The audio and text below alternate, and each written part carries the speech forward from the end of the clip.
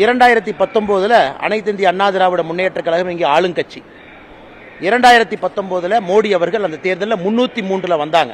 இரண்டாவது முறையாக ஆளும் கட்சியாக இருந்த அதிமுகவோடு பாரதிய ஜனதா கட்சி கூட்டணியில் இருந்த பொழுது தமிழகத்திலே வரலாறு காணாத தோல்வியை நாங்கள் பார்த்தோம். வரலாறு காணாத தோல்வி. குறைந்தபட்சம் 3.5 லட்சம் 4 லட்சம் தான் அந்த தோல்வியினுடைய மார்ஜினா இருந்துச்சு.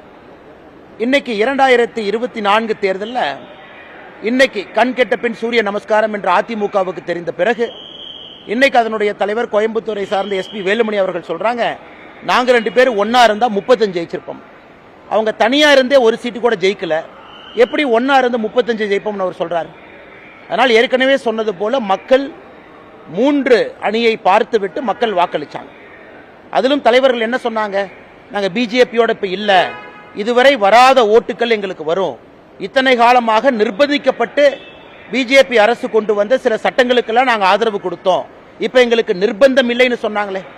அதனால வேலுமணி அவர்களுடைய அந்த ஸ்டேட்மெண்ட்டை பார்க்கும் பொழுது வேலுமணி அவர்களுக்கும் எடப்பாடி பழனிசாமி அவர்களுக்கும் ஏதோ உட்கட்சி பிரச்சனை மாதிரி எனக்கு தெரியுது.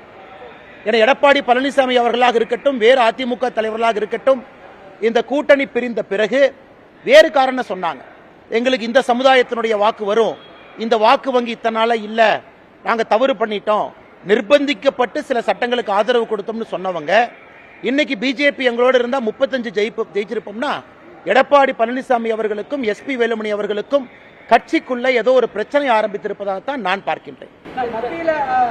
பாஜக பெரும்பான்மை இல்லாத காரணம் அண்ணாமலை தான்.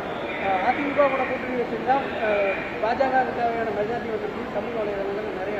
2019 அதிமுக ஆளும் கட்சியாக இருந்த பொழுது அப்பவே அவங்களால ஒரு சீட்டு ஜெயிக்க முடியல.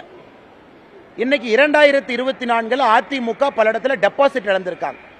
எந்த அர்த்தத்தில் அதனுடைய தலைவர்கள் பேசிக் கொண்டிருக்கின்றார்கள்? இந்த 2024 தேர்தலுடைய பாடம் என்னன்னா, தமிழகத்தில் அனைத்து இந்திய அண்ணா திராவிட முன்னேற்ற கழகம் என்கின்ற தலைவர்கள் எல்லாம் மக்களால் நிராகரிக்கப்பட்டிருக்கின்றார்கள் என்பது அந்த தேர்தலுடைய செய்தியை.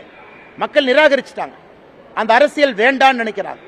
சந்தர்ப்பவாத அரசியல். கூட்டணியில் இருக்கும்போது ஒரு பேச்சு, கூட்டணியிலிருந்து வெளியே வந்த பிறகு ஒரு பேச்சு, எஸ்டிபிஐ போன்ற ஒரு ஃபண்டமெண்டலிஸ்ட் குரூப்புகளோடு கூட்டணி வைத்துக் கொண்டு ஒரு தேர்தலை எதிர்கொண்டால் என்ன ஆகும் என்பதை தமிழக மக்கள் அனைத்து இந்திய அண்ணா திராவிட முன்னேற்ற கழகத்தினுடைய தலைவர்களுக்கு பாடம் போட்டிருக்காங்க.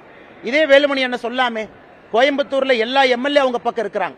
அப்படி இருந்து கோயம்புத்தூருடைய 6 தொகுதியில 3 சட்டமன்ற தொகுதியில டெபாசிட் இழந்திருக்கிறாங்க. 3 சட்டமன்ற தொகுதியில அனைத்து இந்திய அண்ணா திராவிட முன்னேற்ற கழகம் டெபாசிட் இழந்திருக்கிறாங்க. இதுவரை தமிழகத்தில் ஏதாச்சும் ஒரு தேர்தலில் அனைத்து இந்திய அண்ணா திராவிட முன்னேற்ற கழகம் கோயம்புத்தூர்ல 6 டெபாசிட் இழந்ததை பார்த்திருக்கிறோமா?